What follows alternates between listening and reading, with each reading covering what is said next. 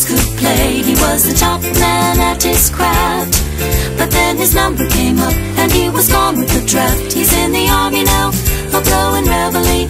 He's the boogie-woogie bugle boy of Company B. They made him blow a bugle for his Uncle Sam. He'd really brought him down because he couldn't jam. The captain seemed to understand, because the next day the cat went out and drafted a band. And now the company jumps when he plays reveille. He's the boogie-woogie bugle boy of Company B. En route, a toot-a-toot, he blows 8 to the bar. In boogie rhythm, you can't blow a note unless the bass and guitar is playing with him. And the company jumps when he plays reveille. He's the boogie-woogie bugle boy of Company B. He was the boogie-woogie bugle boy of Company B.